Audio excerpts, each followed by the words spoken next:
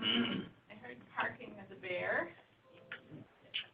Try and hold off for a couple minutes.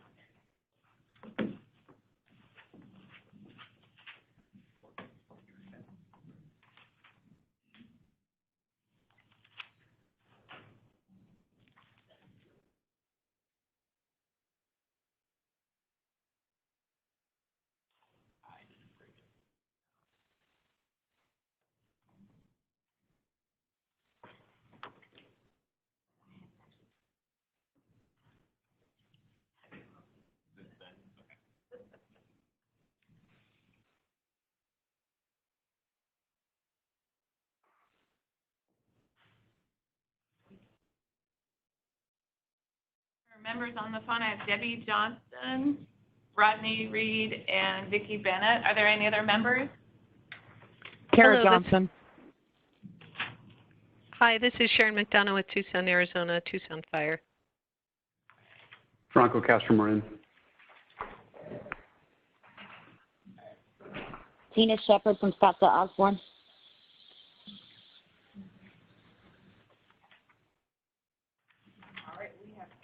Go ahead and call to order at 9:02. Shelley, if we can do roll call, please. Thank you. Andrew Tang. Fred Burgett. Chris Salvino. Clifford Jones. David Musica. Here, on the phone. Johnson. Here. Dr. Moran. Here on the phone. Bill Bradley. Garth Gator. Present. Herman Butler. Iman Pfeifferson. Here. Jennifer Terry. Judy Bone. Melissa Anderson. Neil Williamson. Here. Mara Patel. Philip Johnson. Rodney Reed. Here on the phone. Andrew Nygaard. Present. Sharon McDonough. Present on the phone. John Moker. Present. Kara Johnson. Present on the phone. Thank you very much. Just a reminder for everyone on the phone, if you can please mute your phone if you are not talking. We're hearing a little bit of background noise. Attached in your packet is the attendance report. Just a reminder for the bylaws, if you miss 2 consecutive meetings, you will get an inquiry from the Bureau to determine whether you're still interested in serving on the committee. If you have any questions, your contact information, email, telephone, please let Shelley know, and she will update that information for that as well. Vacancy report, we've got 2 vacancies. One is representative from Federal Indian Health Services Organization. Other is a representative from an urban ALS-based hospital that is not a trauma center. And a reminder, sorry, if you're on the phone, please make sure you mute your telephone. New members, I wanted to welcome Sandy Nygaard, who's been appointed from the Central Region. Sharon McDonough, who's been appointed to complete the term originally filled by Mike Garcia. And the director has reappointed Melissa Anderson, Garcia, David Nortrica, and Vicki Bennett. So thank you everyone for your applications and continued participation. Next up, just to get on people's mindset, we are going to need to do a bylaw review and possible revision. We do that every 3 years. So this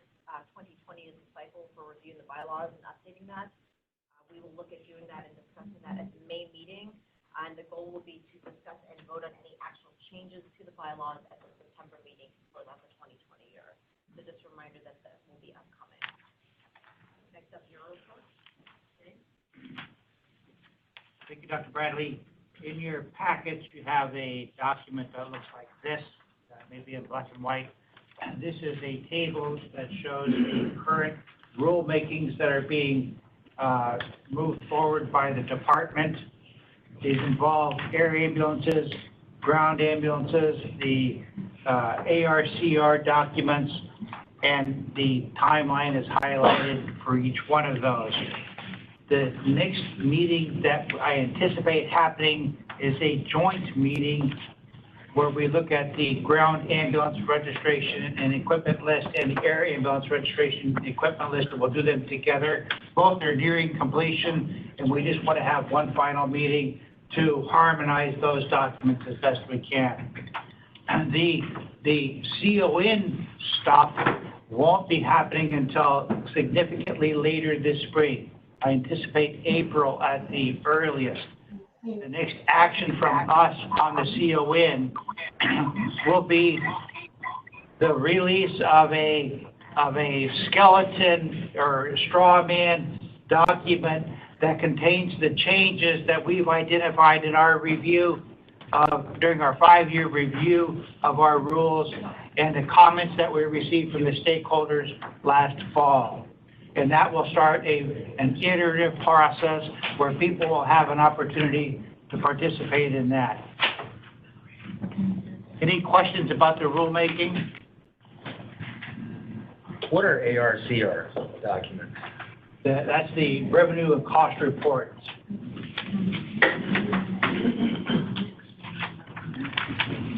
All right, thank you very much. Next on is the survey of state trauma councils. Do we actually may not have this document. Did we not get anything? Document, it was just, we got some emails back. But nothing was prepared? No. Okay, so we'll have to table that. Okay. Next then for services section update. For once, this will be very short because we're going to finally present a lot of the results of what I've been talking about at the last meeting. So the short version is we're very close to done with the trauma registry, EMS registry linkage. We're in some final testing, and we're asking a vendor to test the linkage between the two before we roll it out. And we're still enrolling agencies in the EMS registry to HIE linkage slowly as we kind of, both us and the HIE kind of work to troubleshoot problems as we uncover them. We're kind of one of the first states in the nation to roll this out, so we're both learning as we go. And so for the 6 agencies that are participating right now, we appreciate your patience while we kind of learn some stuff. The rest I'll be quiet about because we're going to present a lot of stuff here in just a little bit, and I will let it speak for itself. Next up is the EMS annual report, Boston.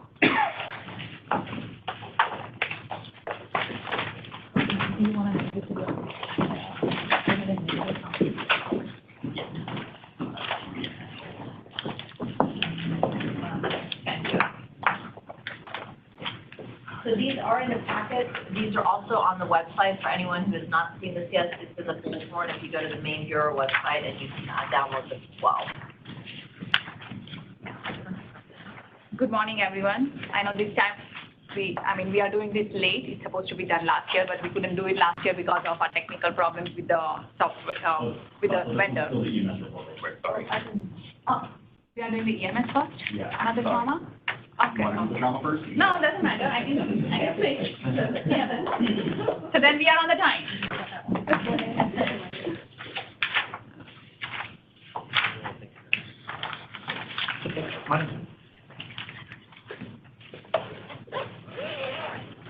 Go to the first page. This EMS report includes 2018 data from January to December. The whole 1 year of data is here. And the way we designed this report is we talked about like all the 9-1 incidents, and then there is a part which talks about interfacility transport. And just giving you a very basic demographics overview of all 911 incidents. We can go into detail of some of the main primary impressions. The reason is that our plan is to develop a specific report on each of these time-sensitive illnesses. So this report talks, it's more broad. It talks about like all your calls and, how many calls are there per month, or by, by which time of the day there is more increase in the volume, what pattern we are seeing it by county, urban, rural, and those kind of things. If you see over here in the EMS, that's 2018 data, we had 942,423 EMS incidents reported. We excluded some of the incidents because of the canceled call, or patient died on the scene. Because patient died on the scene, we are not getting any kind of information from them, so we excluded them. And after exclusion and everything, then we divided them into 911 response and interfacility transports, and then other. And so you will see there are two parts in the report, which one goes on 911 and then interfacility transports. Let's go on the next page. It shows the distribution by, month. As you can see, the month of March had the highest volume. Otherwise, on average, there is a 50,000 calls per month. And the day is usually Monday and Friday, the highest. I'm gonna, I have what, 2 minutes? 3 minutes? Okay, all right. Let's go, we can see that. Age-wise distribution, one is population per percent and one is the incident per percent. And we can see that elderly, the population percent is lower, but the incident volume is higher, and the other age it is reverse. County specific, let's go to the urban and rural. Yeah. So this is, again, I think it is expected if you look at the second graph, which shows you the rate of EMS incidents by urban and rural counties, and urban 8,000, around 8,000, and rural is around 12,000 per 100,000 population. So slightly higher among rural. And I think we see the same pattern in our trauma report also, that we see that the rural trauma rate is higher compared to the urban trauma, So we can see that, even in EMS, we see the higher volume. Yeah, so then this is another section which concentrates on interfacility transports and gives you some description on if they were transported to the hospital. Okay, sorry. So this is a section where we linked this data to HDD. So those patients who were transported to the hospital, and then we link them to the hospital discharge database so that we can look at their outcome. So this section, like there are around 400,000 patients who were treated and transported, and then we link them to the hospital discharge that database, which with a linkage rate of around 92%. So it was a pretty good linkage rate. And then this will talk about what was their outcome in the hospital. And what we found, one of the findings we found is that 62% of the EMS incidents who were treated and transported, they were discharged from ED, and 30% got then admitted into the hospital. Yeah, and that's their outcome and everything. Let's go back to the overall mortality.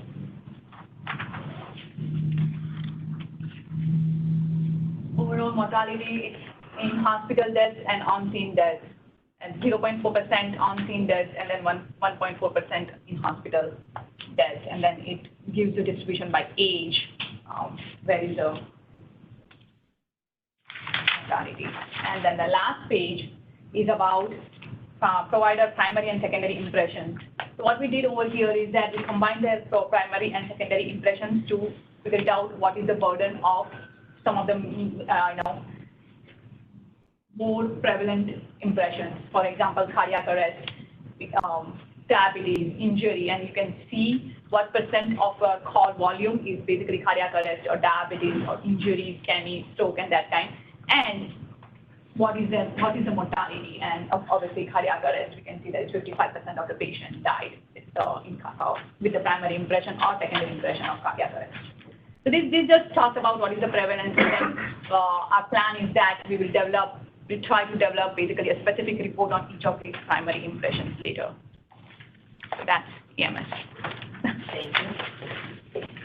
Next, we are going to present the Cactus Data Completeness Report.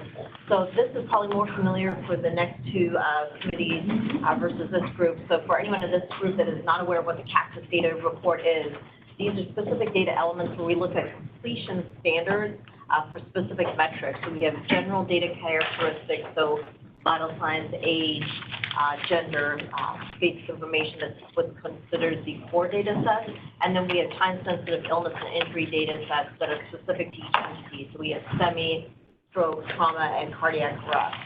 So this report, we were having some technical issues in getting it done. We were able to get that completed. So this went out to all the stakeholders last week, I believe, and then individual reports went out to agencies. So an agency gets an actual report of how their data compares to the state average for data completeness.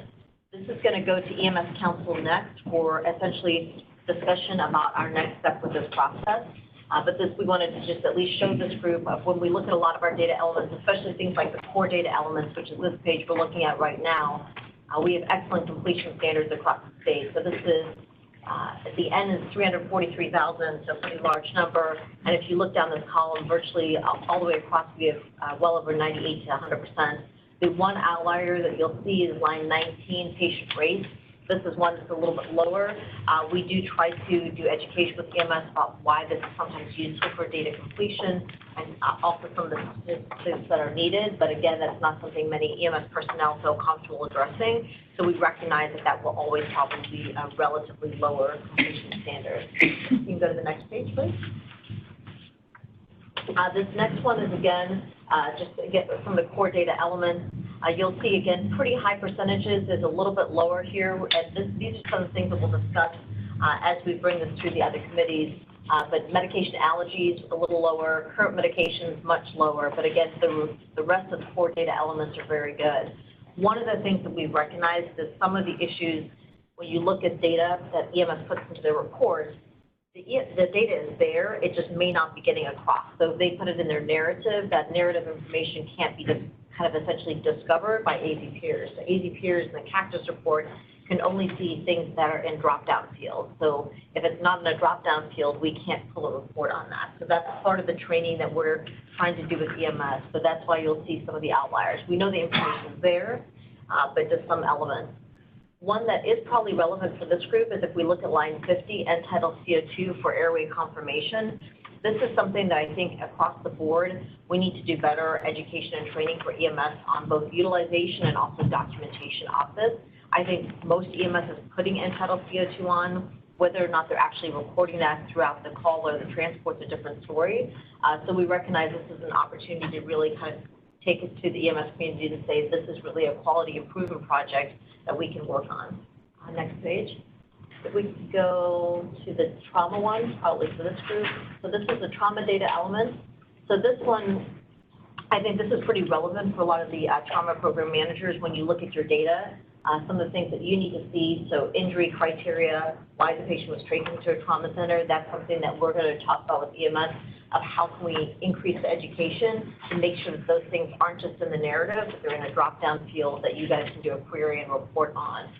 You'll see some things are very high and other things like GCS, the scoring is pretty high on there.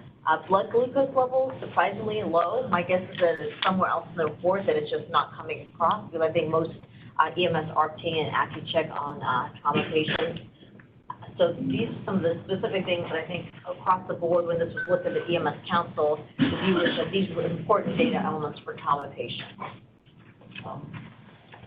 And just because we want to make sure we have plenty of time to discuss the trauma stat report, we won't get into all the other core illnesses because they're not necessarily relevant to trauma, but wanted to make sure that you saw. So when you look at the completion standard across the state, the numbers are not as high as the core data elements, but this is really an opportunity where we can go back to the EMS community to work in education for that.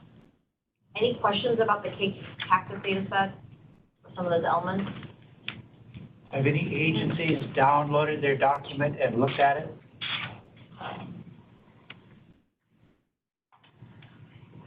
AMR. Yes, I know.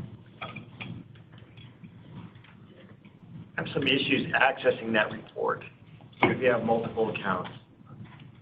Yeah, we're getting some of that feedback. We'll work with you to get that. Yeah, we're learning that's one of the limitations. When you guys have multiple different roles, you can only see it if you're logged into the role that allows access to the report. So we're trying to figure out a better way to advertise kind of how to log into the correct role.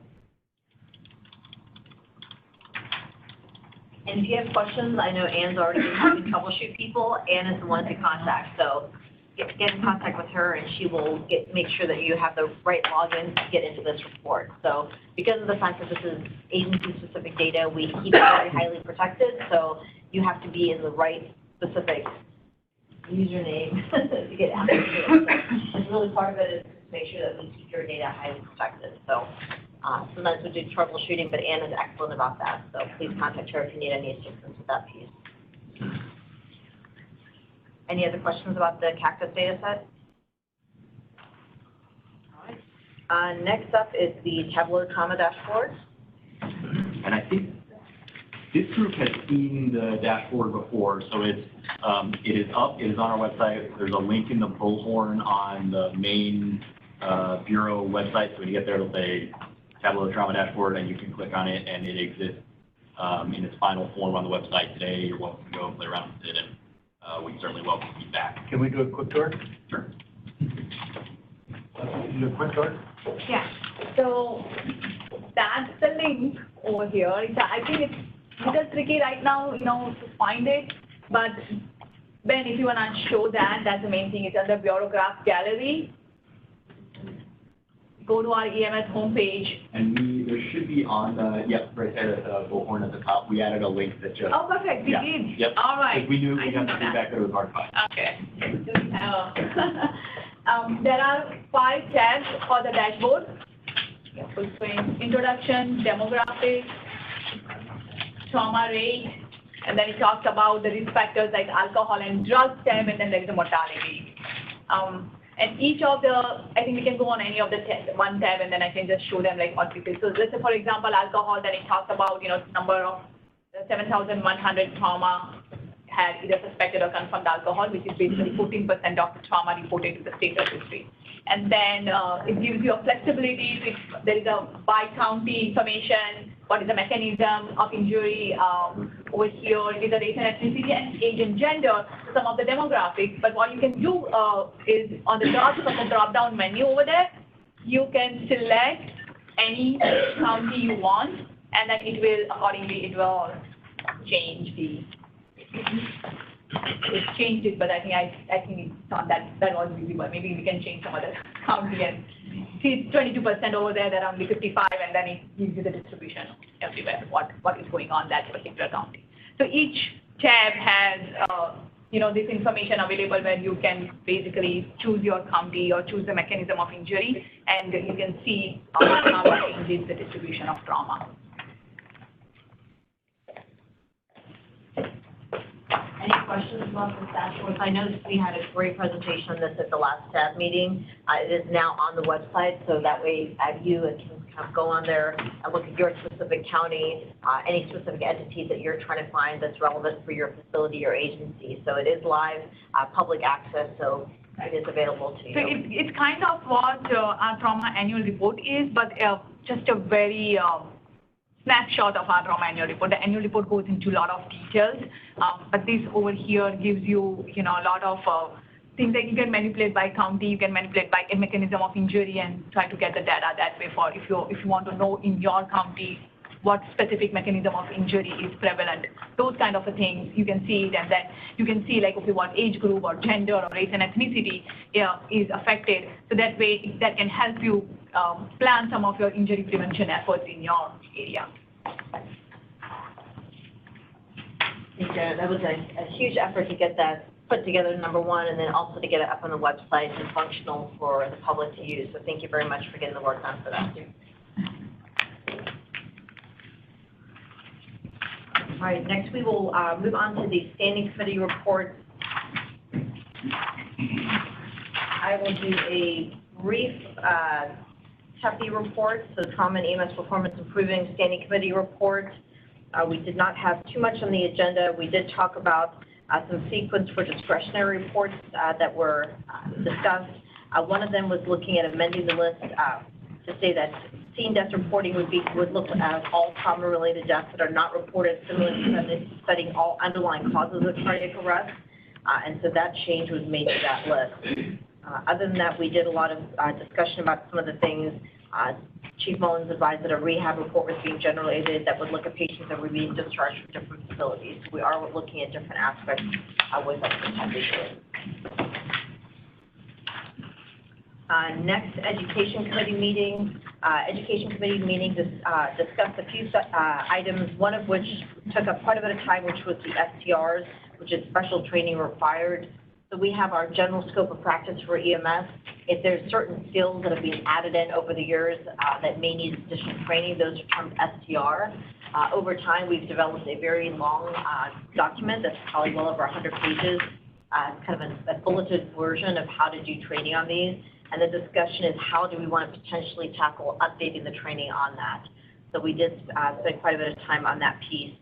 We're also working with the PACES Committee, which is Pediatric Advisory Council for EMS.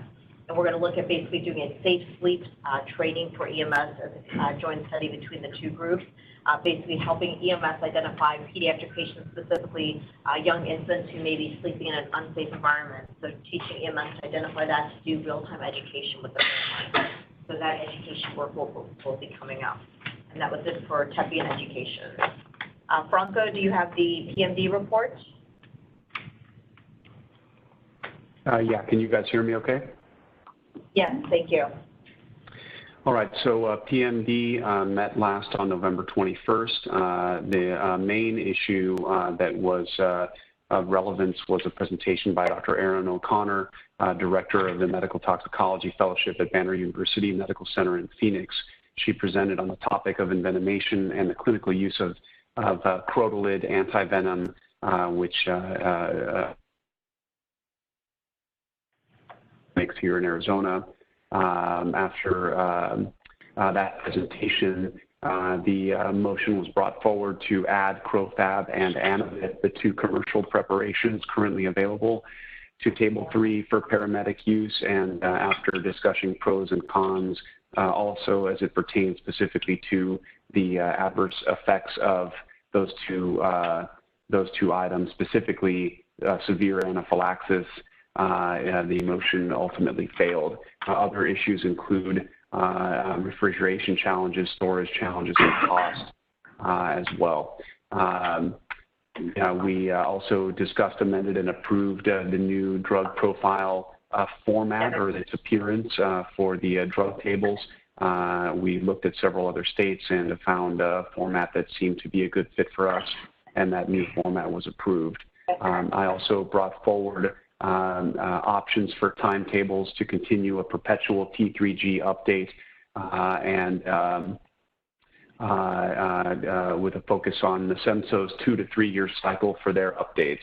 And I will be communicating with the custodians periodically over the year to check for any substantive updates as needed. And that's all. Thank you very much. Is there an update from the Trauma Managers Work Group? Todd Nichols? Yeah, Karen Mitchell, I'll go ahead and give that on behalf of Todd. So our last meeting for the Trauma Program Manager Work Group was held October 25th at Abraza West Campus in Goodyear by Tiffany Straber. There was over 50 attendees with an overall 94% rated the workshop as really good or excellent for trauma program managers. The topics that we discussed there were motorcycle trauma case presentation done by Dr. Wallace. This also included registry data review by one of their registrars, Sharon Roberts. We discussed injury prevention program planning, went over state application frequently asked questions and common deficiencies by Kim and Noreen. We also did an injury prevention needs assessment survey followed by a performance improvement assessment survey. We're also working on developing a state manager coordinator mentorship program, and we're looking at initial survey results that should be presented at our next workshop, which will be held tomorrow, January 24th. That will be at St. Joseph's Hospital, hosted by Dana Stout. topics that we've got on the agenda for tomorrow is shock and fluid resuscitation presentation by Dr. Jacob. We're going to do some PI case studies, follow with some Brewer reports, and then go over our state application frequently asked questions again by Kim and Noreen, and then give updates on the workshop needs assessments, our mentorship program, and the Arizona Trauma Association. Thank you very much. Next up, Julia can give a PACES report. Yes, so most notably, we are almost at capacity for the PACES roster. We're just short one representative from one of the regional councils. At our last meeting, as Dr. Bradley mentioned, we did approve forming a work group for safe sleep, so that will take place on February 6th. And then additionally, we are working on the Pediatric Emergency Care Coordinator project, which is one of the EMS for Children performance measures. So that's a project that we have started to work on and will continue for the state. Thank you very much. All right, next for discussion action items, we need to get a motion to discuss, amend, and approve the staff meeting minutes from September 19th. Those are attached. Can I have a motion to approve the minutes, please? So moved. All right, first from Garth, is there a second? Second. Thank you very much. Sean? If you're on the phone, please make sure that you use mute and not hold so that we are not subjected to your hold music. Thank you. Some are better than others, but. Is there any discussion in regards to the minutes? All right, all those in favor? Aye. Any opposed? All right, minutes are approved. Thank you. Next, we need a motion to discuss, amend, and approve the annual staff report. So moved. All right, thank you, Garth. Is there a second? Second. All right, I got a couple seconds. I'll say Judy for this one. Thank you very much. All right. Boswell, you're up.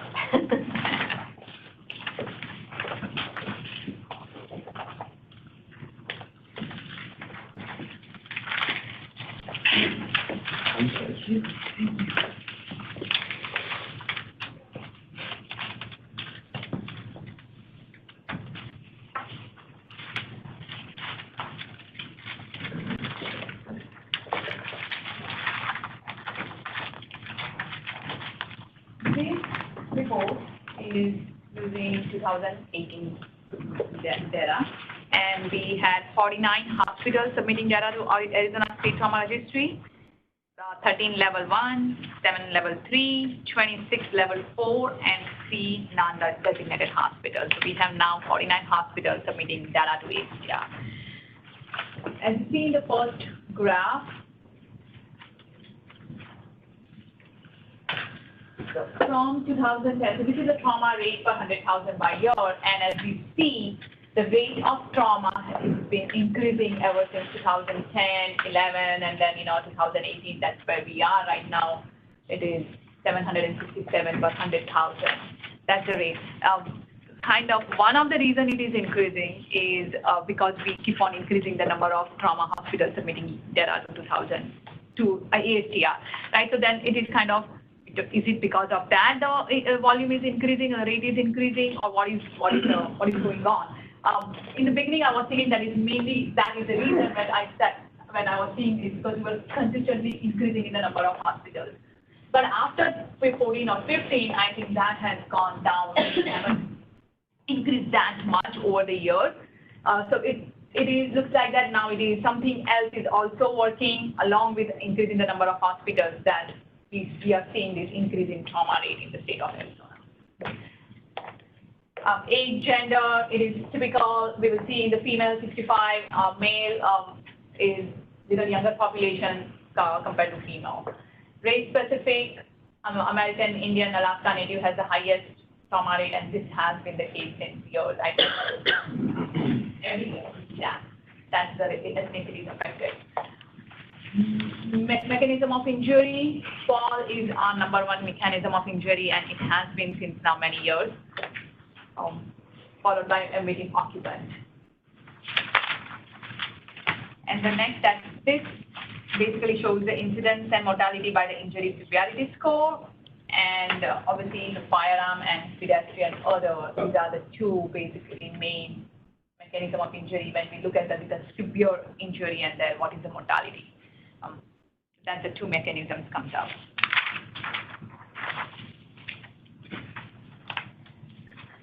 rate by year, that's again by mechanism of injury, fall is increasing since last 3 years. MVT occupants is kind of same last 3 years.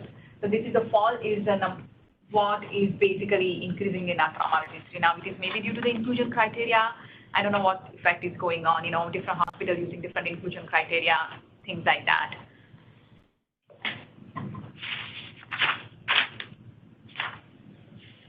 Let's go to the intent one, the next one. Yeah.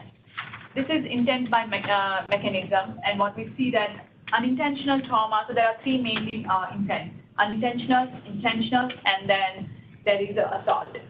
Intentional is self-harm. So unintentional, obviously, fall is our number one mechanism, followed by MVT occupants. Then we go to the assault, then struck by, against, and cut, pierce, and firearm. Those kind of mechanism of injury comes into the picture. And then we talk about the self-harm, kind of suicide, is cut, pierce is the number one mechanism, followed by firearm.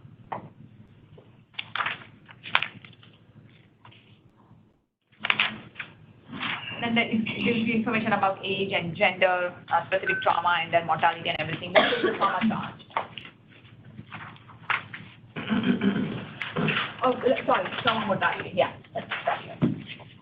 Trauma mortality, the last one. Let's talk about that. Yeah, ASTR versus statewide. So what we have done over here is that we all know that trauma mortality, when I look at it into trauma registry, it is limited to the number of patients who are transported to the hospitals and who died in the hospital. So it does not give you basically a picture of trauma mortality overall in the state of Arizona, because so many patients died on scene which are not transported to the hospital, so we will never count them. So that's here we capture it. We looked at that database, which is database application for vital events. It's a state of Arizona death registry, and that's where I get the trauma population out and see, how many people died in the state of Arizona. And you can see the huge difference between the two, what we capture and what actually is happening in the state of Arizona. Charges reimbursement. Overall, the total charges are increasing since, every year, and right now we are at 2.6 billion total charges. If you look at the insurance, the Medicare population is increasing, not the population, people involved in trauma having a Medicare as an insurance, that is increasing over the years, and self-pay is kind of going down a bit. Private is going down. Charges and reimbursement by mechanism of injury. So this basically gives you each injury and what was the total charge for that particular injury, and then what was the median charges, along with the total reimbursement and then the percent of reimbursement. Drug and alcohol. Some of the risk factors for trauma, and we see that 23% of our trauma cases had either drugs or alcohol suspected or confirmed. Almost a quarter of our patients, had either drug or alcohol positive or suspected. And if we see the age distribution, we can see that the pattern slightly varies among the 15 to 44, between if we see the drug is kind of more than alcohol, and then more alcohol in the after 45 compared to drugs. Again, if we see the race and ethnicity, it's different patterns we see. Like American Indian, we see more alcohol compared to drugs. African American, we see drugs compared to alcohol. By white, it is almost same. Then intent specific, and then it goes with the mechanism. In the mechanism is one more. I think it is again obvious that if there is more intentional trauma or assault, those kind of mechanisms are going to be more drug and alcohol. You will see more drug and alcohol involved in than those kind of mechanisms. So this is about the protective device. It has been fairly consistent in the state of Arizona. It's always remained around 70% of the population are wearing seat belt. large population, trauma patients involved in wearing a seatbelt. You see the helmet use is lower, and it's been lower since years. I'm seeing the pattern that it's always been lower, whether it's a pedal cyclist or motorcyclist. Especially off-road vehicle occupants, there is not much helmet use if they were involved in the trauma. And less than 40% average uses helmet if they are under off-road vehicles. Okay, access to care. Now this table talks about your ER time to reaching a hospital. From the injury scene to reaching a hospital, what was the median time? And we did it for only those patients with an injury severity score of greater than 15, so kind of with a severe trauma, and we can justify that, okay, they need to reach to the hospital ASAP. And we divided the location into rural and urban, see the difference in median time, and you see the rural is 85 minutes and almost half, like urban is 46 minutes, they are reaching the hospital. Now, reaching a level 1 trauma center. Then that's for the transfer patients, and obviously for the transfer patients, it's going to be higher because they have a in-between halt to a level 4 and then going to a level 1. Okay. So, This, go back up just a little bit. want to go back? Okay. I just want to read that table. You scroll up just a bit. Or the other way. Which table we are talking about, Terry? I wanted to see the graph for mode of transport. So back down. Oh, mode of transport. Okay. A mode of transport. So it is by the injury severity score, and if we see that lower the injury severity score, the air transport is, utilization is, if we see in 1 to 8, it's 4% of the trauma patients were transported by air, and the air transport increases with the severity, as the severity increases, you can see that. Otherwise, pretty much, majority of the patients are transported by ground.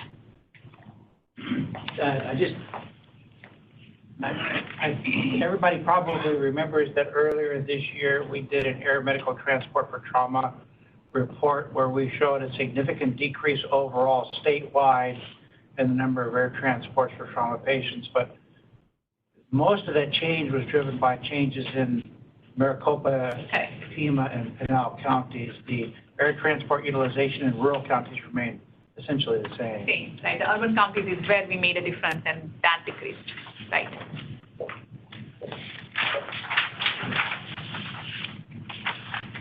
The next section is on injury pattern by region, and as we all know, our trauma world, we have 4 regions, and so this basically talked about what was the region-specific trauma rate, what was the severity score, mortality, and mortality by injury severity score. And as you can see, northern region has the highest trauma rate compared to other regions. And if we look at it severe trauma, then that's this figure 26B. Again, it is the same thing, is that northern region had more trauma patients with higher severity score compared to other regions. The mortality is pretty much same, not much difference between the regions, and the injury severity score also I don't see with much by the region.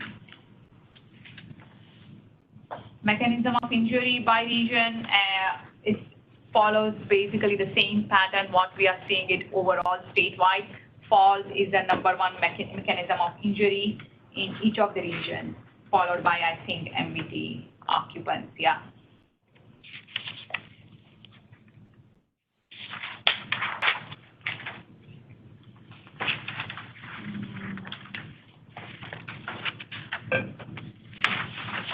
And let's go to the traumatic brain injury.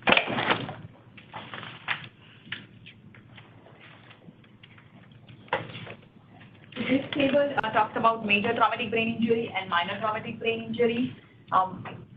If we say from the total trauma cases, 11% had major TBI and 20% minor TBI. We are talking about around 61% of trauma patients reported to trauma registry had traumatic brain injury. So that's pretty huge.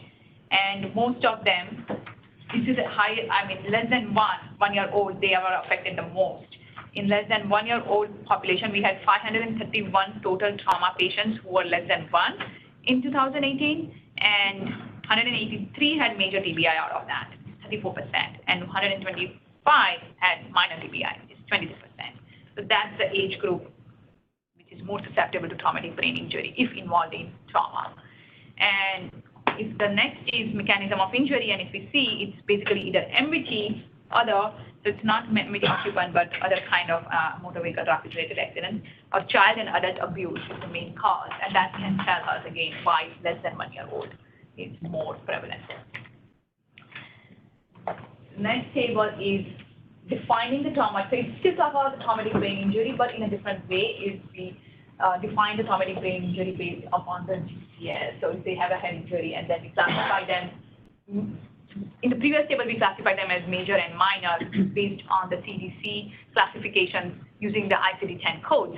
And this is, again, the same head injury patients, but we're defining them as, you can say major or minor, moderate kind of a thing, but it is based on the GCS. So that's the 9 GCS, kind of a severe TBI, 9 to 12, and then 12 to 15, kind of a minor TBI.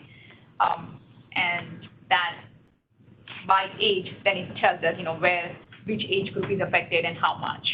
Possible? Yes. For this one, which GCS score was used to calculate this? So this is ED arrival GCS, the first GCS when they arrive at the ED. It's in the top. Correct. Okay, Yeah. thank you.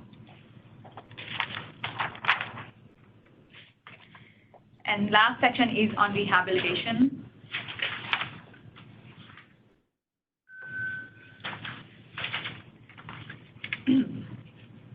So if you see that there were total 31,000 patients were admitted in the hospitals of all the trauma patients, and then of those 31,000, like 8% were discharged to rehab. And then it tells you by insurance also, we can see like which insurance patients are more likely to go to rehab. So yeah, we can see Medicare, 11% of the Medicare patients discharged to rehab, and self-pay, the lowest was I think the self-pay. So makes sense if you do not have insurance, less likely to discharge to rehab. And then discharge to rehab by injury severity score. Again, the same thing is that if ISS is less than 15, then 6% of the patient discharged to rehab. If ISS is greater than 15, then 17% of them were discharged to rehab, which makes sense. And then by region, we talk about what percent are discharged to rehab. So, trauma hospitals, in particular their region, they can see what was their rehab rate. That's it. Thank you. Any questions? Yes.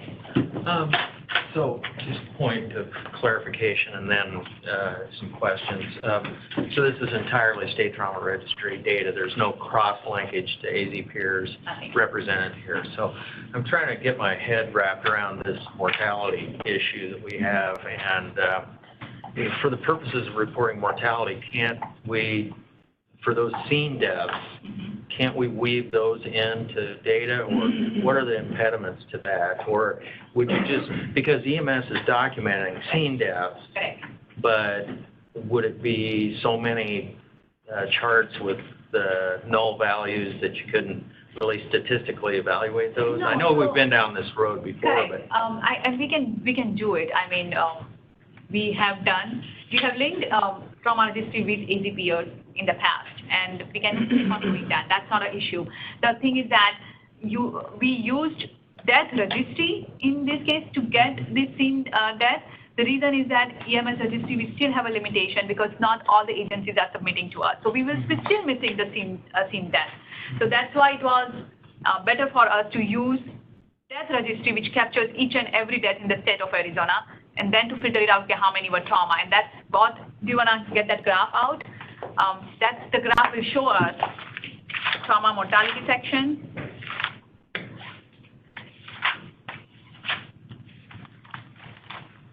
Page number 18. Yeah. this is where we did, and then we did the age-adjusted trauma mortality rate for 100,000 so that we do the fair comparison for that. And we see, no, the last one, yeah, that's here.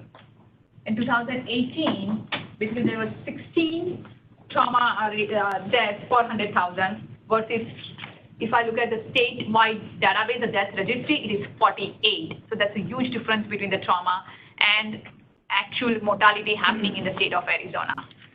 You know, so we see that in 2018, 1,227 people died due to trauma, which was reported in the registry. Whereas if I look at the state death registry, 3,723. Also, if you look at EMS data, if you found dead on scene, you would have to be able to determine from the rest of the EMS record with certain key data points that it was a death from a trauma, and not just death. And then if they don't document a lot else, you'd have to determine it was. So we have some limitations with AZPS. So if I want to really compare the two, really get the picture, actual picture of, you know, how many trauma deaths are happening in the state of Arizona, we decided we'll go with this data source than EMS. Russell, what's the limitation on, with the death registry for mechanism of those traumas? So if you're trying to inform injury prevention, right? You know, you've got so many more deaths on scene, right? But we can't prevent those if we don't know which one are. And we can do that. I think they do collect echoes of injury if it is an injury-related death. I think that might be something worthwhile. Capturing it. Good point. Yep. Ms. Connie, this is Andy Tang from Tucson. Can I ask you a couple of questions? Sure. One is that in the first slide that you presented, there's consistently an increase in the trauma volume over the past several years. What's the explanation for that? Yeah, And I'll ask my second question now. Okay.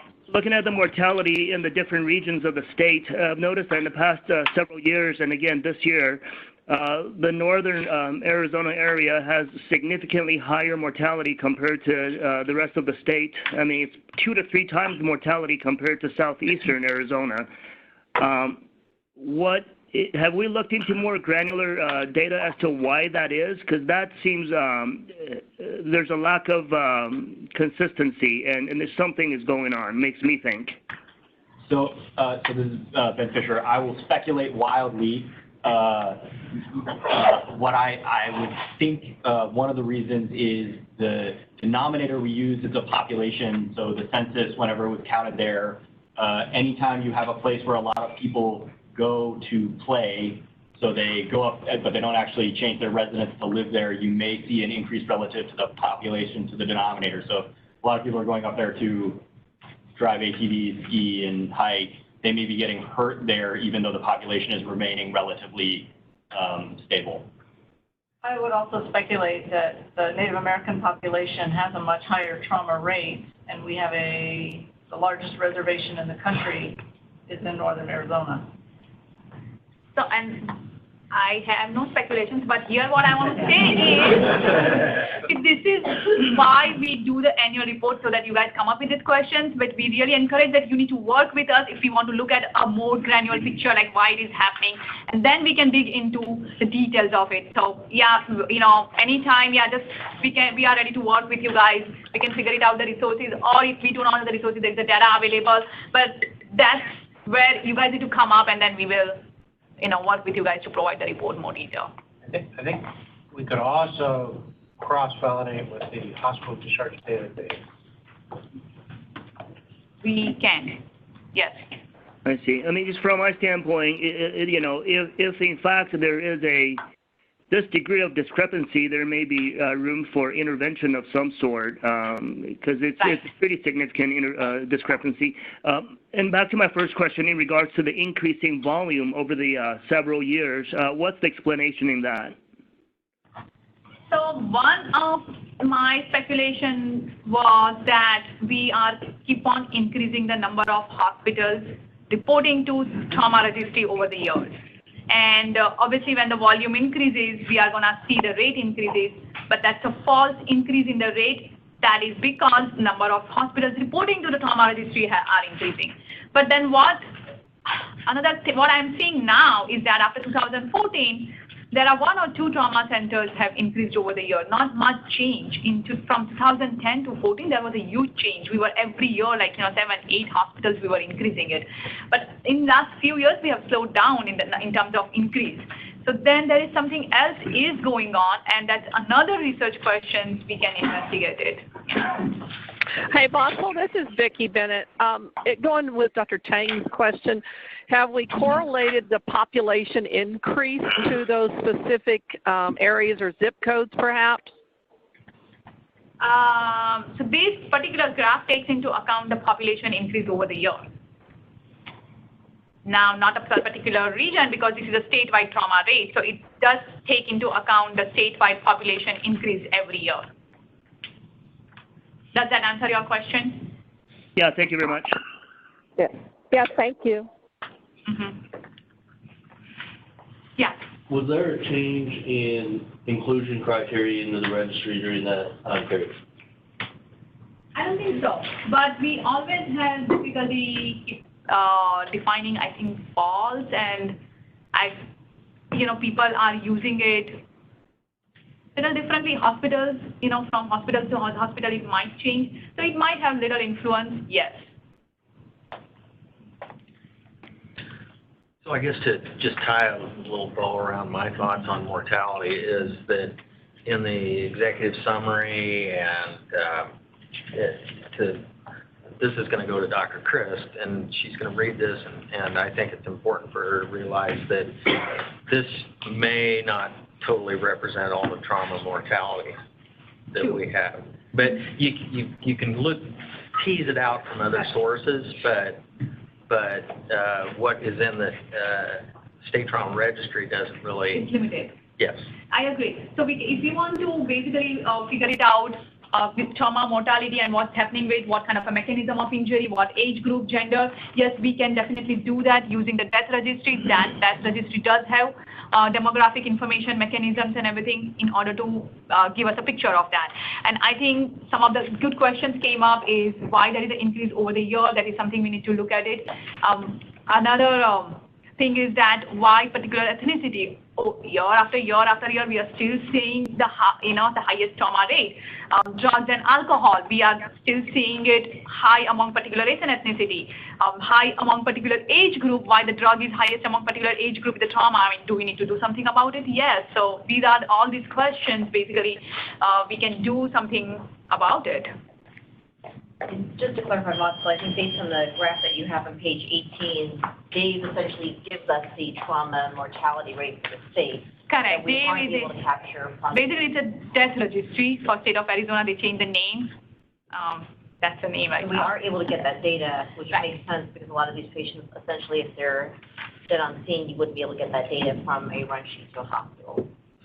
So we do get the actual mortality rate. It's just from a couple sources. Right. So death registry will give us the mechanism, age, and all those kind of some basic information about the patient. Any other questions or comments? A big thank you to Vatsal and her whole team for this report. So I know that there was a delay, so we appreciate your patience of the committee and waiting for this report to come out. But we were kind of held hostage by the getting the data from the vendors, so we got that through and it's now functioning again. So again, big thank you to the committee for being patient with us getting this report out. And huge thank you to Vatsal and her team for getting this put together and ready for this meeting today. So I think we had a motion on the table. Any further discussion on the staff report? All those in favor of approving the staff report as presented? Aye. Aye. Any opposed? All right, the staff report is approved. Thank you very much. Next, I need a motion to discuss, amend, and approve forming a work group regarding trauma triage. Is there a motion? Okay, Sandy, thank you. Second from Garth. All right. So this has come up as a question regarding trauma triage, just looking at kind of the current state of affairs and how things are done. Arizona and the TTTGs, our treatment guidelines for the state, we have adopted the CDC guidelines. That has not been updated in several years, but they are in the process of starting a review and update of that. They anticipate 2021 for the new guidelines to come out, but they are also just starting the process. I think the timeline is likely optimistic. But what was brought forward is, do we want to look at potentially forming a work group from staff to look at trauma triage and just some of the variables in that regarding when you would potentially go to different type of hospitals. So that was kind of the background on that. Is there any further discussion on that item? Well, without naming names, where are the queries about trauma triage coming from? Or where? No. Okay. Mea culpa. Yeah, what are the specific issues? Where are they coming from? Are there surgical strikes that can be made? That sort of thing, or? I think the trauma system, since we implemented the CDC guideline across Arizona, we've had, obviously, it's also just reported a change in the number of trauma centers, both level 1 centers, increasing number of 3s, 4s as well. So just looking at across the state, we may look at this and say we feel like this works as is and leave it and not make any changes, but there's been discussions regarding pediatrics, adults, kind of what goes to different types of centers. So I think that's been some of the discussion and questions that have been out there in the community. Yeah, my only concern would be coming up with something wildly different that's going to come down the pike in 2021 or 2022. Hey, this is Dave Nutrika. So, can you hear me okay? Yes, go ahead. So, from a pediatric standpoint, you know, and I was on the committee when we looked at the field triage guidelines last time, and we spent 16 hours and came up with, hey, let's use the CDC. When I look at it from a pediatric standpoint, and this is certainly complicated for EMS to implement, but if you take a pediatric patient to a hospital that can't do a craniotomy, you've cost that kid 2 hours, maybe. I mean, it's just hard to get a kid there, stabilized, and transported to us in 2 hours, and often that's the difference between life and death. And so we, you know, and I'm not making a pitch for Phoenix Children's, but just we need to decide, if you're not going to do a craniotomy on a kid that has a head injury, don't take a head injury. And it's hard to put that into the field triage guidelines because it's all about airway, breathing, and circulation. But if we're gonna look at it, if we're willing to really look at head injury as one of our major problems, then yeah, I think it's worth looking at again. Any other conversation or points of input? I don't think there's any harm in forming a work group, and I would support it, but I'd like somebody in the work group to keep tabs on what the CDC might be doing. I don't know if such a contact exists within our community, but I just worry about duplicating efforts, putting out a document, then having to retract it. And I don't think that the goal would necessarily be to redo the CDC guideline. The CDC guideline is written to essentially be used across the United States with different geographic areas, different levels of care across different states. So it would really just be seeing how does that fit with our states. I don't think they'll look at redoing that, but more just looking at kind of hospital triage. Hey, Gail, this is Andy from Tucson again. I actually got in touch with Dr. Eileen Bolger. She's the chief of trauma at University of Washington. So she's the one that just got a grant from NHTSA to relook at the field triage. And I was in communication with her about this. We're serving on several committees together. And she mentioned that there is no outlook on exactly when the completion date is. They're starting the work on revisiting the field triage, but there is no set date on completion.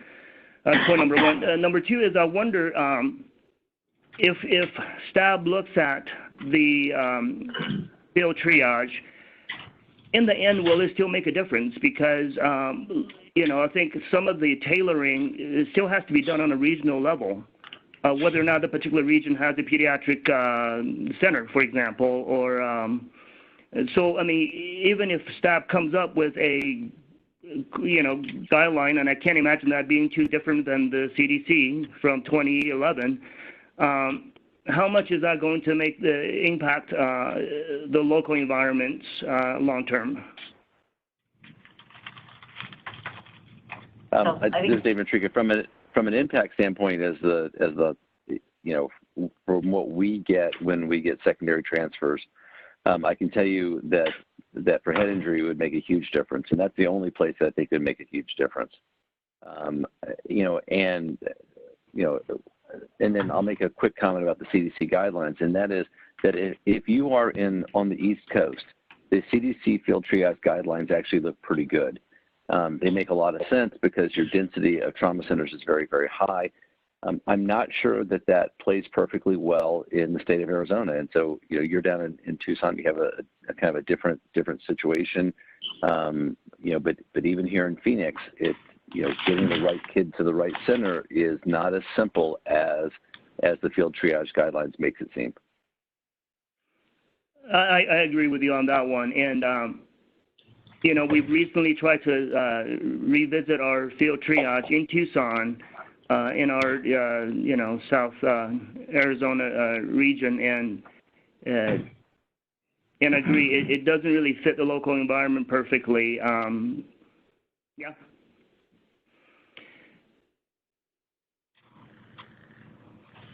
Good discussion. So I guess we have a motion on the floor. So we'll first just take a vote. We'll do hands just so we see if there is actual support to form a work group or not.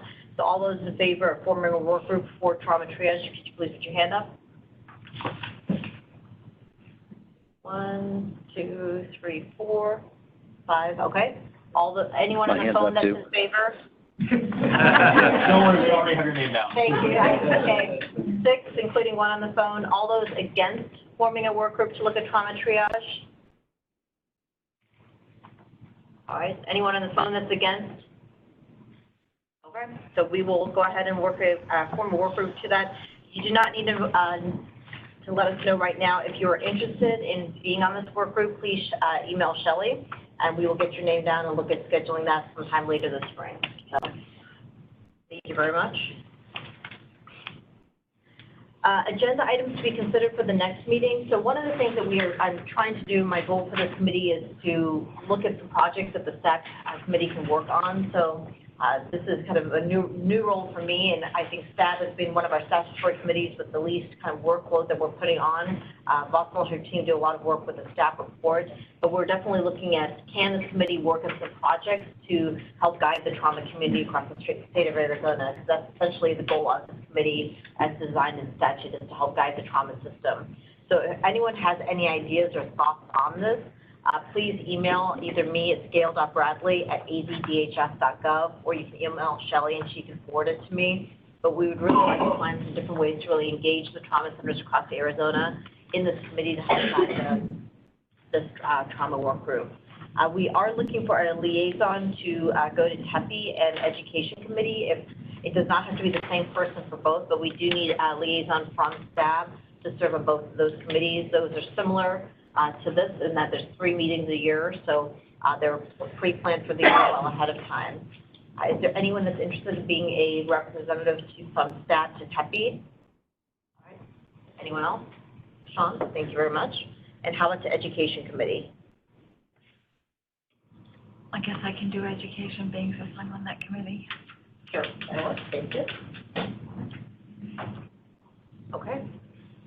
Any other agenda items to be considered for the next meeting? All to the public? Summary current events, those are in the packet. There is on February 2nd, Arizona Trauma Association's Tackle Trauma 5K Run and Walk. February 11th, EMS Health Respite. March 2nd through 3rd, 11th Annual Pediatric Symposium in Flagstaff. For further upcoming events, you can go to the Bureau's website to look for that, as well as any training and upcoming CE opportunities. Our next meeting will be May 21st at 9 a.m. here at the Bureau of EMS. And can I get a motion to adjourn? So moved. We are adjourned. Thank you very much, everyone. Thanks.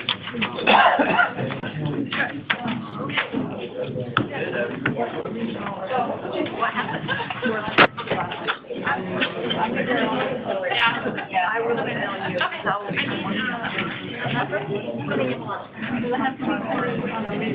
Oh.